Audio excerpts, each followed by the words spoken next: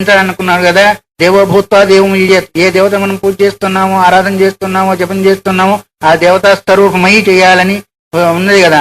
అందుకొరకే ఇక్కడ భూతిభూషిత సర్వాంగో రుద్రాక్షాభరణైరిత.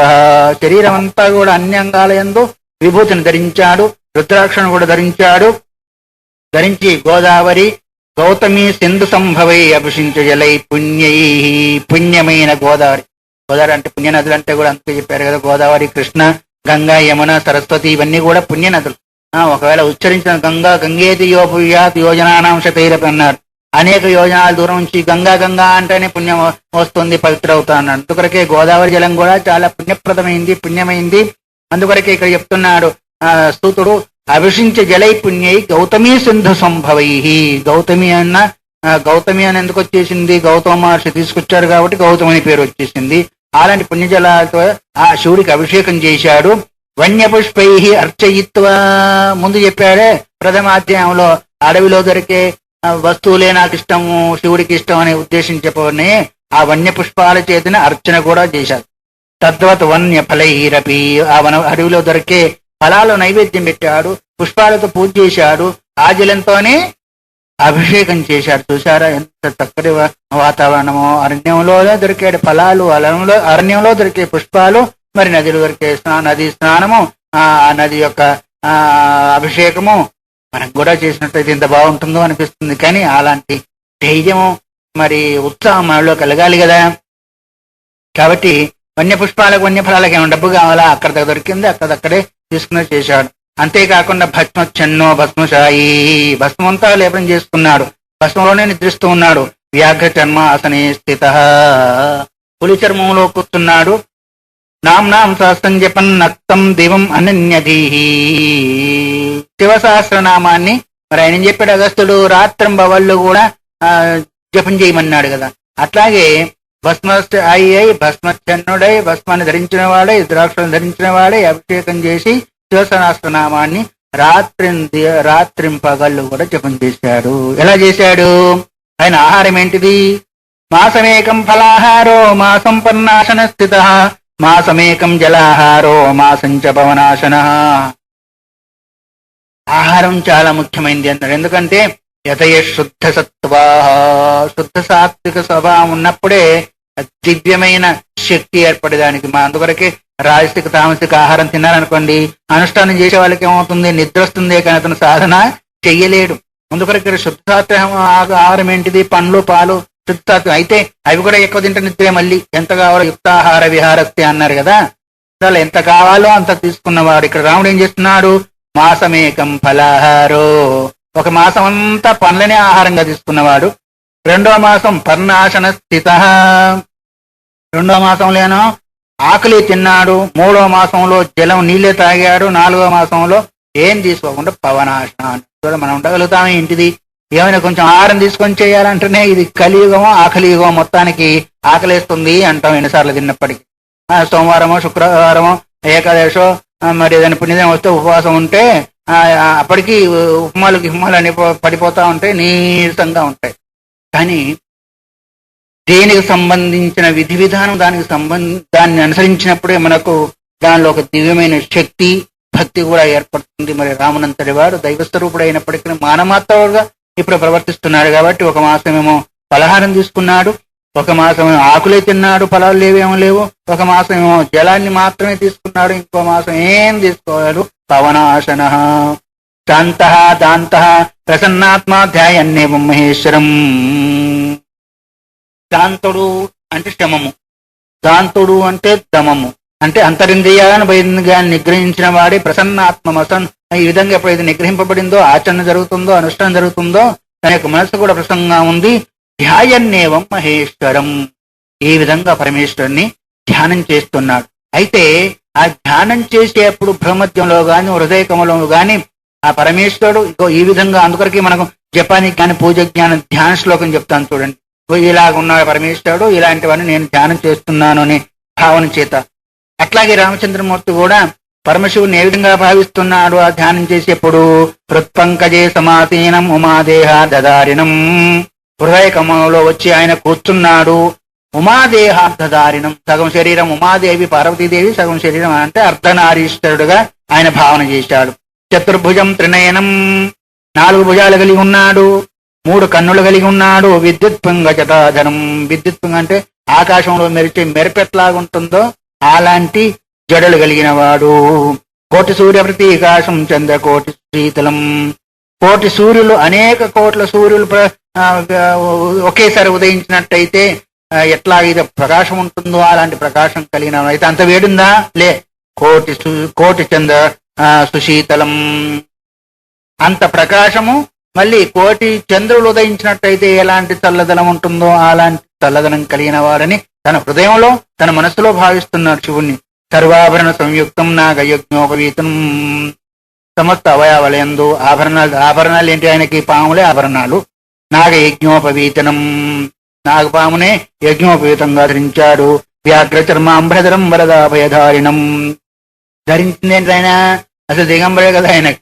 అందువల్ల ధరించింది ఏంటిది? వ్యాఘ్ర చర్మాంబరధరం, పులి చర్మాన్ని ధరించిన వాడి వరద అభయ హస్తం కలిగిన వాడు. అంటే వరాన్నిచ్చేవాడు, అభయాన్నిచ్చే ఆ ముద్ర కూడా కలిగి ఉన్నాడు. వ్యాఘ్ర చర్మోత్తరీయం, ఉత్తరీయం కూడా, ఉత్తరీయం అంటే పైన వేసుకునే వస్త్రము, అదేంటిది? అది కూడా పులి చర్మము అన్నాడు. సురాసుర నమస్కృతం, దేవతలందరూ కూడా, సురులు, అసులు, రాక్షసులు, దేవతలు కూడా వచ్చి నమస్కరించే వాళ్ళ ద్వారా నమస్కరింపబడేవాడు. పంచభక్తం చంద్రమౌళం త్రిశూలడమరుధరం, 5 ముఖాలు కలిగి ఉన్నాడు. చంద్రుణ్ణి మౌలిగా అంటే జడ ఎందు ధరించి ఉన్నాడు. త్రిశూలాన్ని పట్టుకొని ఉన్నాడు. డమరుధరం, డమరు కూడా పట్టుకొని ఉన్నాడు. పంచభక్తం త్రినేత్రం శూలం వజ్రం చకటం పరశుమభేదం అని మనం ధ్యాన శ్లోకంలో చెప్తూ ఉంటామే. అట్లాగే రాముడు కూడా ఈ రూపంగా తనలో, తన హృదయంలో భావించాడు. నిత్యం చ శాశ్వతం శుద్ధం ధ్రువమక్షరమవ్యయం, ఏవం నిత్యం ప్రజవతో గతం మాస చతుష్టయం. నిత్యుడైన వాడు, శాశ్వతుడైన వాడు, శుద్ధుడైన వాడు. శుద్ధ స్ఫటిక సంకాశం త్రినేత్రం అని మనం ధ్యాన శ్లోకం చెప్తున్నాను. శుద్ధమైన స్ఫటికము ఎట్లా తెల్లగా ఉంటుందో అలాంటి తెలుపు వర్ణం కలిగిన వాడు. ధ్రువం అంటే నిశ్చలమైన వాడు. అక్షరం క్షరించని వాడు. అవ్యయం అంటే వ్యయం లేనివాడు. ఈ నిత్యుడు, శాశ్వతుడు, శుద్ధుడు, స్థిరమైన వాడు, అక్షరమైన వాడు, అవ్యయమైన వాడు. ఇలాంటి రూపము లోపల ఇలాంటి రూపాన్ని తన యందు భావన చేసి ఆయన ఆరాధన జపము చేస్తున్నాడు. ఎట్లాగా ఎందుకు గడిచినాయి? ఏవం నిత్యం ప్రజవతో గతం మాస చతుష్టయం, ఈ రకంగా భావన చేస్తూ శివశాస్త్రాన్ని రాత్రింబవళ్ళు మరి ఆహారాన్ని నియమంగా పెట్టుకొని గడిచినాయి. 1, 2, 3, 4 మాసాలంటే ఆహారాన్ని కూడా దృష్టిలో పెట్టుకునే విధంగా 4 మాసాలు చేస్తే ఎంత శక్తి రావాలా? అనన్యభావం చేత, ఏకాగ్రచిత్తం చేత, అనన్యధీహి అన్నాడు కదా, ఇతర చింతన లేకుండా చేశాడు. మనము ఒక వస్తువు మీద ఇంకొక వస్తువును రాస్తే, ఒక కర్ర మీద ఇంకొక కర్ర వేసి రాస్తే ఎట్లా అయితే అగ్ని పుడుతుందో, ఒకే దారిలో రోజు నడిస్తే ఎట్లాగైతే దారి పడుతుందో అట్లా ఇక్కడ కూడా ఒక దివ్యమైన శక్తి ఉత్పన్నమైంది. అదేంటిదో చెప్తూ ఉన్నాడు. అథజాతో మహానాద ప్రళయాంబుదభీషణ సముద్రమదనోద్భూతమందరావనిబద్ధని రుద్రపానాగ్ని సందిప్త భ్రష్టత్వ ప్రవిభ్రమ సమాకర్ణ్యాది సంభ్రాంతో యావత్ పశ్యతి పుష్కరం. ప్రళయాంబుదభీషణ మహానాద జాత, ప్రళయకాలములో ఎలాంటి శబ్దమైతే ఉత్పన్నమవుతుందో అలాంటి శబ్దము ఉత్పన్నమైంది. అంటే ఆ శబ్దాన్ని ఎవరు విన్నారు? మన శాస్త్రం ద్వారా తెలుసుకోవాల్సిందే, వినవలసిందే తప్ప ప్రళయకాలంలో ఎలాంటి శబ్దం ఉంటుందబ్బా, మహాప్రళయం సృష్టించాడయ్యా అంటే ఎవరైనా గొప్పగా బాగా గంభీరంగా మాట్లాడితే. అట్లాగే ప్రళయకాలంలో ఎలాంటి శబ్దం అవుతుందో అలాంటి మహానాద జాత. సముద్రమదనోద్భూత, సముద్రాన్ని మదించినట్టయితే ఎలాంటి శబ్దం అయితే దివికి ఇది ఆకాశానికి శబ్దం వినబడిందో అలాంటి శబ్దము వినబడింది.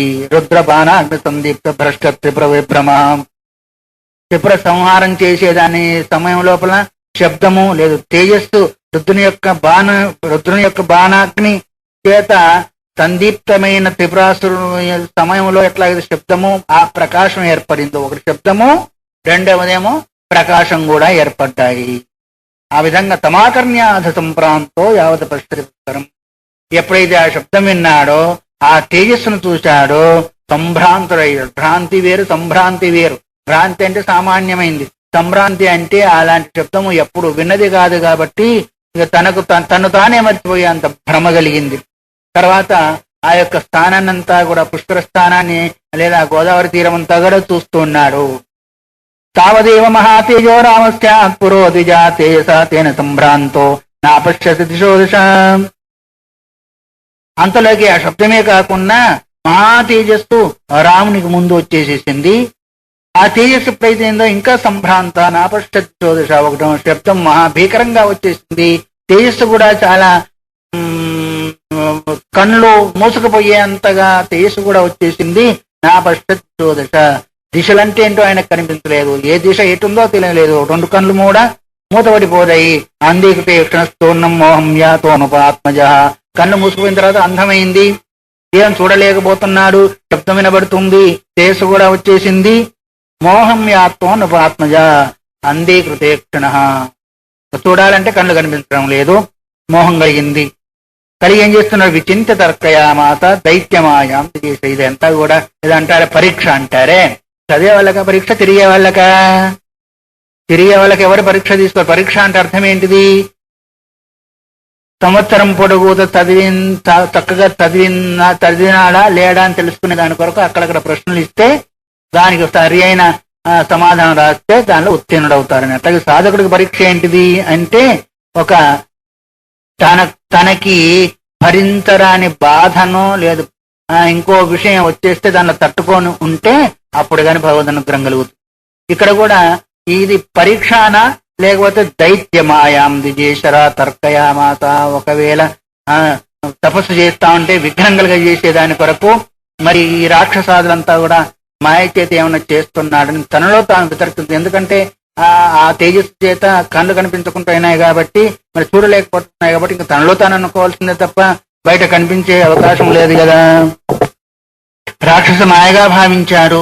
ఏం చేయాలనుకున్నాడు? ఏం చేస్తాడు? తన యొక్క కర్తవ్యం ఇది తను చేయవలసిన పద్ధతిలో తాను కూడా ఎదుర్కోవాలి కాబట్టి అధోత్తాయ మహావీర అనుష్ఠానం నుంచి లేచేశాడు. సజ్జం కృత్వా సకం ధనో అవిద్యన్విషుడైర్వాణి దివ్యాస్తైరవిమంత్రితై. రణరంగంలో ఏ ఏ దివ్యమైన అస్త్రాలను వదిలి శత్రు సంహారం చేస్తారో ఇట్లాగే రాక్షసులు వచ్చారనే ఉద్దేశం చేత తన దగ్గర ఉన్న దివ్యాస్త్రాలు అవిద్యన్విషుడైర్వాణి దివ్యాస్తైరవిమంత్రై, దివ్యాస్త్రాలను మరి అభిమంత్రించి ఆ బాణాల చేత అస్త్రాల చేత ఆ యొక్క తేజస్సును ఎదుర్కొంటున్న ఆగ్నేయం వారణం సౌమ్యం మోహనం సౌరపావకం విష్ణుచక్రం మహాచక్రం కాలచక్రం చ వైష్ణవం రౌద్రం పాశవతం బ్రాహ్మం కౌబీరం కులిశానిలం భార్గవాది పోహన్యస్త్రాన్ని అయం ప్రాయంత రాఘవ. ఇప్పుడు చెప్పిన అస్త్రాలన్నీ కూడా ఆగ్నేయాస్త్రం వారణాస్త్రం సౌమ్యం మోహనం సౌరపావకం ఇప్పుడు ఈ అస్త్రాలన్నీ కూడా ఆయన దగ్గర ఉన్నాయే. మరి అవన్నీ ఎప్పుడు వచ్చినాయో ఏమో, మరి ఇప్పుడు కూడా జ్యోతంతో ఇవ్వబోతారు. ఇవన్నీ కూడా ఆ తేజస్సు పైన ప్రయోగం చేసేశారు. తస్మిన్ తేజశస్త్రాన్ని చాస్తాన్యస్య మహీపతే విలీనాని మహాభ్రత్య కరకా ఇవ నీరదౌ. ఎన్ని అస్త్రాలు ప్రయోగం చేసినప్పటికీ ప్రయోజనం లేకుండా పోయింది. తస్మిన్ తేజశస్త్రాన్ని చాస్త్రాన్ని, రాముడికి ఏ అస్త్రాలు శస్త్రాలు తెలుసు అవన్నీ కూడా ప్రయోగం చేసినందువల్ల ఆ తేజస్సులో భస్మైపోయినాయి. గాని విలీనాన్ని ఎట్లా అన్నాడు? మహాభ్రత్య కరకా ఇవ నీరదౌ. ఆకాశం నుంచి పడిన ఇది ఓలలు అంటారా, మంచు గడ్డలు సముద్రంలో పడి ఎట్లాగైతే దానిలోనే లయమైపోతాయో అట్లాగే రాముడు ప్రయోగించిన అస్త్రశస్త్రాలన్నీ కూడా ఆ తేజస్సులో లయమైపోయినాయి. అంతేకాకుండా తత్తః క్షణేన జజ్వాల ధనుస్తస్య కరాచ్యుతం తూణీరంచాంగులిత్రానం గోదికాపి మహీపతే. ఆ క్షణం లోపలనే తన చేతిలో పట్టుకున్న ధనస్సు కూడా దగ్ధమైపోయింది. అంగుళిత్రాణము బాధ కలగకుండా బాణాలు ప్రయోగించేప్పుడు బాధ కలగకుండా ఉండేదాని కొరకు ఈ అంగుళిత్రాణం అని అంగుళం త్రాయతేది అంగుళిత్రాణ దాన్ని ధరిస్తూ ఉంటారు కొంతమంది ఈ ఏలుకి. అది కూడా పోయింది. తర్వాత తూనీరాలు వెనకాల పెట్టుకునే తూనీరాలు అంటే అమ్ముల పొది ఉంటుంది, అది కూడా పోయింది. మొత్తం చేతిలో ఉన్న ధనుస్సు పోయింది, తూనీరం పోయింది, అంగుళిత్రాణం పోయింది. తదృష్ట లక్షణం ఇదంతా కూడా పక్కనే ఉన్న లక్ష్మణుడు చూస్తున్నాడు. ఎందుకంటే ఆయన అనుష్ఠానం చేస్తున్న సేవకా వృత్తిలో ఉన్నాడు కాబట్టి ఇంకా దగ్గరనే ఉంటాడు. అందువల్ల అస్త్రశస్త్రాలు పోయింది చూస్తున్నాడు, చేతిలో ఉన్న ఏంటిది ధనుసు పోయింది చూస్తూనే ఉన్నాడు. ఇవన్నీ చూసి భీత భయపడ్డాడు. ఒకసారి తపాతం భూమి మోచ్చిత కించిత్ కరో రామాజానుభ్యాం అవనింగత. ఆయన చూసి భయపడి మూర్ఛితుడైపోయాడు లక్ష్మణుడు. ఇంకేం చేస్తా, అస్త్రశస్త్రాలు పోయా, లక్ష్మణుడు కూడా మూర్ఛపడే. రాముడు ఏం చేయాలి, ఇంకా అకించిత్ కరో రామో, ఏం చేసే విధానంలో కూడా లేడు. చూసారా పరీక్ష ఎంతటి విషమ పరీక్ష, దాని ఎందు కూడా తట్టుకోగలిగాడు. సాధకుడికి కూడా చాలా విషమ పరీక్షలు వస్తున్నప్పుడు ఈ మంత్రం మంచిది కాదా, ఈ గురువు మంచివాడు కాదు అని ఆ మంత్రానికి ఆ గురువుకి విడాకులు ఇస్తా ఉంటారు, వదిలిపెడతా ఉంటారు. అట్లాగే అప్పుడే ఎదుర్కోవాల్సింది. అందుకొరకు అకించిత్ కరో రామో జానుభ్యామం నింగత, ఇంకేం చేసేది లేదు, అన్ని వాయరా. అలా తమ్ముడు మూర్ఛపాయ, చేతిలో ఉన్నాయి వాయ, అస్త్రశస్త్రాలు వాయ, ఏకాకే ఉన్నాడు, ఇంకేం చేస్తాడు. జానుభ్యాం అవనింగత, మోకాల మీద భూమి పైన కూర్చున్నాడు, రెండు చేతులు జోడించాడు. మిలితాక్షోభయావిష్ట శంకరం శరణంగత, రెండు కళ్ళు మూసుకున్నవాడై భయం కలిగినవాడు. ఎందుకంటే ఎవరికైనా భయం కలుగుతుంది. అన్ని వాయ, ఏకాకి అయిపోయాడు. ఆఖరికి తమ్ముడు కూడా మూర్చిపడిపోయే, చేతిలో నిరస్తుడై నిష్ఠస్తుడై ఉన్న తమ్ముడు కూడా పోయిన తర్వాత మనం ఇది భయపడడం, అదే అరణ్యం లోపల ఆ విధంగా భయపడి శరణంగత. ఎందుకు దిక్కులేని వాళ్లకు దేవుడే దిక్కు అంటారు కదా. ఇంకా శివుణ్ణి ఆ పరమేశ్వరుని శరణు పొందాలని ఉద్దేశించేత త్వరేణాప్యుచ్చరన్నచ్చై శంభో నామ సహస్రకం శివంచ దండవద్ భూమో ప్రణామ పునః పునః. తర్వాత ఉచ్చై గొంతెత్తి శివసహస్రనామాన్ని పారాయణ చేసేది మొదలుపెట్టాడు. శరణంగత, పరమేశ్వరుని యొక్క శరణాగతిని పొందినవాడే, నీవే నాకు శరణమని అనుకున్నవాడే ఉచ్చైస్వరముల చేత, మహా గొప్ప స్వరం చేత శంభోర్నామ సహస్రకం శివసహస్రనామాన్ని ఉచ్చరించేది మొదలుపెట్టాడు. ప్రణామ పునః పునః దండవద్ హోమో, మాటి మాటికి పరమేశ్వరుని భావన చేసి మాటి మాటికి భూమి పైన సాష్టాంగ నమస్కారాలు చేస్తూ ఉన్నాడు. శివసహస్రనామ పారాయణ చేస్తూ ఉన్నాడు. అయినప్పటికీ పునశ్చ పూర్వస్యాతీదు శబ్దో దిగ్మన్నలంగసన్ చచారవసదాఘోరం పరదాశకంపిరే తదక్షేణేన శీతాం శీతం తేజాపదతు. ఈ విధంగా చేస్తున్నప్పుడు సాష్టాంగ నమస్కారాలు చేస్తున్నాడు, శివసహస్రనామ పారాయణ చేస్తున్నాడు, శివుణ్ణి లోపల భావించాడు. అయినప్పటికీ పునశ్చ పూర్వస్థ శబ్దో దిగ్మన్నలంగసన్, అంతకంటే కూడా ఎక్కువ శబ్దం అయిపోయింది.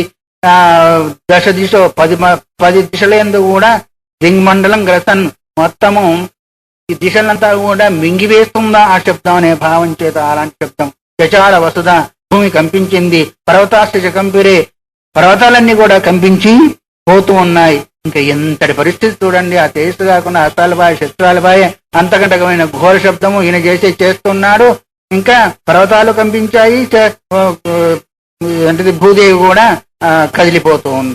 ఆ తర్వాత తతక్షణేన శీతాంశ శీతం తేజావత, ఇదంతా జరిగిన తర్వాత శీతాంశ శీతలం, శీతాంశం అంటే చంద్రుని యొక్క శీతలం లాంటి తెల్లదనము ఆపతతో అక్కడ వచ్చి పడిపడి ఉన్మీలితాక్షో రామస్తు యావదే తత్ప్రపశ్యతి తావద్దర్శ వృషభం సర్వాలంకార సంయుతం. ఎప్పుడైతే ఈ విధంగా శీతలం వచ్చిందో మనం ఒక్కసారి అంత తెల్లదనం రాని, ఏంటప్ప ఇంతవరకు ఇట్లుంది తెల్లదనం వచ్చిందని ఆయన ఏం చేశాడు, భయంతో కళ్ళు తెరిచాడు. కళ్ళు తెరిచేవారికి ఏమైంది, తావద్దర్శ వృషభం సర్వాలంకార సంయుతం. మొట్టమొదలు ఏం చేశాడు, అన్ని అలంకారాలతో కూడుకున్న వృషభం దదర్శ, నంది ఎద్దును చూశాడు. ఎద్దు దేనికి ప్రతీకము అంటే ధర్మానికి, నందీశ్వరుడు ధర్మానికి ప్రతీకం. అందుకొరకే 4 పాదాలతో కూడుకున్న ధర్మము అని. అందుకొరకే ఇది ఎతో అభ్యుదయ నిశ్రేయసాధికమా సా ధర్మ అన్నాడు. దేని ద్వారానైతే అభ్యుదయం అంటే ఇహలోక పరలోక సుఖాలు, నిశ్రేయసం అంటే మోక్షాన్ని పొందుతాడో అదే ధర్మం అన్నారు. అందుకొరకు నందీశ్వరుని దర్శనం చేసిన తర్వాతనే మనం శివుని దర్శనం చేస్తాం, అది కారణం. అందుకొరకే పరమశివుడు వచ్చేదానికి ముందు ఎవరు దర్శనం అయ్యారు, తావద్దర్శ వృషభం అన్నాడు. ఎప్పుడైతే కళ్ళు తెరిచి చూచాడో అన్ని అలంకారాలతో కూడుకున్న ఆ నందీశ్వరుని దర్శనం అయిపోయింది. ఎట్లుంది ఆ నందీశ్వరుడు, పీయూషమదనోద్భూతాన వనీతస్య పిండవత్ పోతస్వర్ణం మరకతఛాయ శృంగదయాంచితం. ఆ నందీశ్వరుడు ఎలా ఉన్నాడు అంటే, అది పెరుగు చిలికిన తర్వాత వెన్న పైకి వస్తే ఎంత తెల్లగా మృదువుగా ఉంటుందో అలాంటి తెల్లని వర్ణం కలిగి మృదువైన శరీరం కలిగి 2 కొమ్ములకు బంగారు తొడుగులు కలిగి ఉండి నీలరత్నేక్షణం రక్తకంఠకం బలభూషితం. ఏంటిది మెడ లోపల నీల రత్నం మణిహారం వేసుకొని ఉందంట. ఆ తెల్లని శరీరంలో ఈ నీలమణుల యొక్క హారం ఎలా ఉంటుంది, మహా అందంగా ఉంది. రత్నపల్యాన సంయుక్తం నిబద్ధం శ్వేతచామరై. ఆ పక్కకు ఈ పక్కకు తెల్లనైన వింజామరలు వేలాడుతూ ఉన్నాయి నందీశ్వరుని పైన. ఘంటిక గర్గరీ శబ్దై పూరయంతం దిశో దిశ. పూర్వకాలంలో ఎద్దుల బండ్లు ఉండేవి. ఆ ఎద్దుల బండ్లకు ఆ బండ్లలో వెళుతూ ఉండేవారు కదా. మరి అవి ఉత్సాహం కలగాలంటే గజ్జలు గంటలు మూగలు అని వేస్తూ ఉండేవాళ్ళు. ఇప్పుడంతా వెంత పోయినాయి. ఇప్పుడంతా కార్లు పొయ్యి పొయ్యి పొయ్యి అని కార్లు కదా ఇప్పుడంతా కూడా. ఆ కాలము ఆ గుర్ర బండ్లు కూడా రెండు ఆ బండికి రెండు గుర్రాలను కట్టుకుని పోయే కాలం కూడా ఉంది. నేను చూశాను అనుకోండి, మీరు కూడా కొంతమంది చూసే ఉంటారు. కానీ అలాంటి ఆ మూగలు గంటలు గర్గరీ శబ్దై గంటికా శబ్దై పూరయంతం దిశో దిశ. ఆ గంటల శబ్దంతో ఆ 10 దిశలు కూడా శబ్దమయమైపోయింది. ఆ విధంగా అలాంటి వాళ్ళని చూసిన తత్రాసీనం మహాదేవం శుద్ధ స్ఫటిక విగ్రహం. ఆనందీశ్వరుని పైన శుద్ధ స్ఫటికమైన విగ్రహం ఎట్లాగుంటుందో అట్లాగే తెల్లనైన శరీరం కలిగిన మహాదేవుడు ఆనందీశ్వరుని పైన ఆసీనుడై ఉన్నాడు.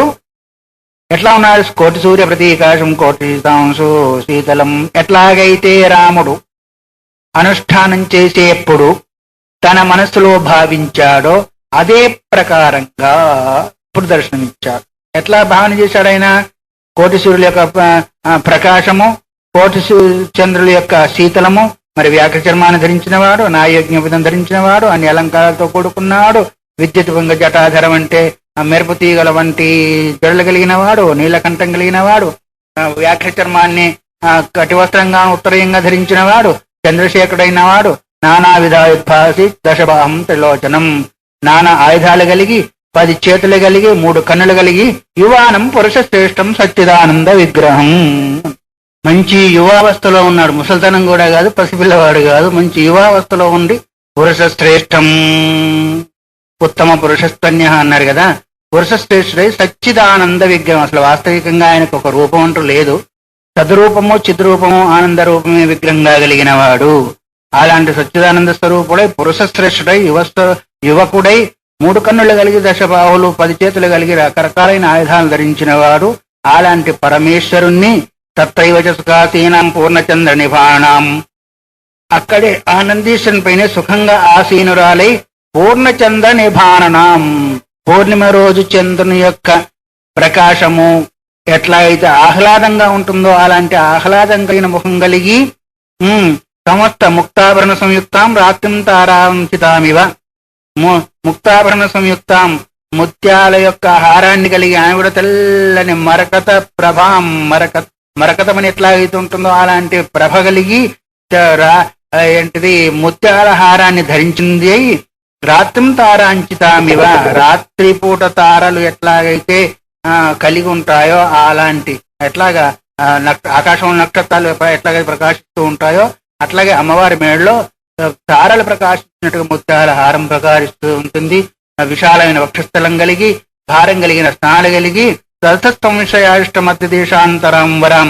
అసలు అమ్మవారి యొక్క నడుము మధ్యప్రదేశం అంటే నడుము అని అర్థం. ఉందా లేదా అని అలాంటి సన్నని నడుము కలిగి అమ్మవార్లకి సన్నని నడుము కలిగి ఉంటే మంచి ఐశ్వర్యవంతులు అవుతారని ఒక నానుడు ఉంది. అసలు వాస్తవంగా అర్థం. ఈ రోజులో చూసినట్టయితే ఆ సన్నని నడుము ఎక్కడ పోయిందో లావంటి కూర్చుంటే లేవలేరు, లేస్తే కూర్చుండలేరు. కానీ అమ్మవారి యొక్క నడుము సరసస్తంశయాష్ట అసలు ఉందా లేదా అనిపించేట్టుగా అలాంటి సన్నని నడుము కలిగిన వాడై దివ్యాభరణ సంయుక్తాం దివ్యగంధానులేపనాం. దివ్యమైన ఆభరణాలు కలిగి దివ్యమైన గంధాన్ని ధరించిందై అన్న. దివ్యాభరణాలు ఈయనకేమో అన్ని పాములే ఆభరణాలు అయితే ఆమెకు దివ్యాభరణాలు దివ్యమైన అంటే సుగంధాన్ని ధరించి దివ్యమాల్య అంబరధరాం నీలందేవరలోచనాం. దివ్యమైన మాలను ధరించి ఉంది. నీల ఇందీవరలోచనాం. నీల కమలం ఎట్లాగైతే ఉంటుందో అలాంటి కన్నులు కలిగి లోకాద్భాసి వదనాం తాంబూలగ్రాస శోభితాం. ముఖం చూసినట్టయితే తాంబూలం వేసుకున్నందువల్ల ఎరుపెక్కి అలాంటి దివ్యమైన అందం కలిగి ఇలాంటి అందం కలిగిన శివలింగా సంజాతోద్భాసు శివుణ్ణి ఆలింగనం చేసుకున్నందువల్ల ఏ పులకరింపు అయితే శరీరంలో వస్తుందో అలాంటి పులకరింపు అంటే ఒక ఉత్సాహం కలిగిందై సచ్చిదానంద రూపాఢ్యాం జగన్మాతం బ్రహ్మ. ఆమె కూడా రూపం ఉంటుంది కదా. అది చిదగ్నికుండ సంభూత దేవకార్య సముద్యత అన్నారు కదా. అందువల్ల చిదేవ అగ్ని చిదగ్ని దానిలో పుట్టింది. అందుకొరకు ఇక్కడ సచ్చిదానంద రూపాఢ్యాం, పరమాణిక సచ్చిదానంద విగ్రహం అన్నారు కదా, అట్లాగే సచ్చిదానంద రూపాఢ్యాం, సత్ చిత్ ఆనందమే రూపంగా కలిగి, ఆఢ్యాం అంటే అలాంటి పటుత్వం కలిగింది, అంటే సద్రూపంలో చిద్రూపంలో ఆనంద రూపంలో ఏమాత్రం కూడా తీసిపోయింది. జగన్మాతరం అంబికాం, ఇలాంటి జగన్మాత అంబికాను కూడా పరమేశ్వరంతో కూడా కూర్చొని ఉన్నట్టుగా రాముడు అక్కడ దర్శనం చేసుకున్నాడు. నందీశ్వరుని యొక్క రూపం అలా ఉంది, శివుని రూపం అలా ఉంది, అమ్మవారి యొక్క రూపం. ఎంత భయపడ్డాడో, ఎంత ఘోరంగా మరి దృశ్యం కలిగించిందో. ఇప్పుడు అంత ఆహ్లాదకరమే, అంత ఆనందమే, అంత మనస్సుకు ఆకర్షకరంగమైన ఈ మూడు రూపాలు చూశాడు. నంది రూపము, శివుడి రూపము, అమ్మవారి రూపం కూడా చూశాడు. సౌందర్య సార సందోహం ఎట్లా ఉంది, సమస్త ఆ భూమండలంలో బ్రహ్మాండంలో ఉన్న సౌందర్యం అంతా కూడా ఈ అమ్మవారిలోనే ఉందా అన్నట్టుగా. అందుకొరకే కదా శంకరాచార్యులు కూడా సౌందర్య లహరి అనే ఒక స్తోత్రాన్ని కూడా అమ్మవారిని గురించి రాశాడు. అందుకొరకు అంత సౌందర్యంగా ఉందేమో ఆ పరమేశ్వరుడు రూపము కదా. శంకరాచార్యులు కూడా ఆయన చూస్తున్నాడేమో దివ్య దృష్టి ద్వారా, లేదు తన యొక్క అనుభవం ద్వారా. అందుకొరకు సౌందర్య లహరి అని ఆయన రాశాడు. అందుకొరకు సౌందర్య సార సందోహం, సమస్త సౌందర్యాలంతా కూడా సారంగా తీసి తానే అలంకరించుకుందా అన్నట్టుగా ఉంది.